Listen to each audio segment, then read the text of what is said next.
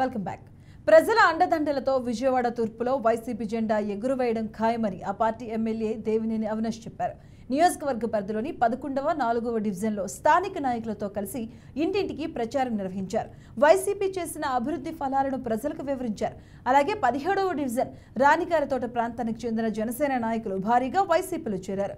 జగన్ పాలనకు ఆకర్షితులై పార్టీలో చేరుతున్నారని దేవినేని అవినాష్ తెలిపారు. చంద్రబాబు, పవన్ మోసాలను అర్థం చేసుకుని ఒక్కొక్కరు ఆ పార్టీలను వీడుతున్నారంటూ దేవినేని అవినాష్ వివరించారు.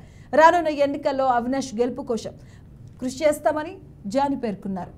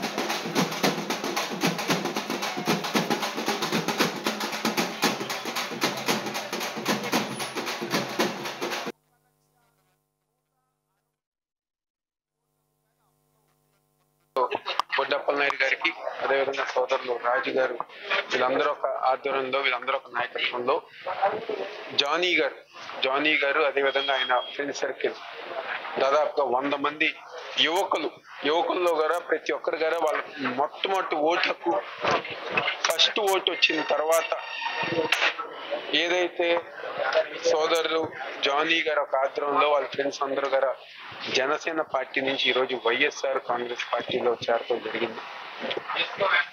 వచ్చిన ప్రతి ఒక్కరి గారా మొట్టమొదటిసారిగా మాకు ఓటు వచ్చింది.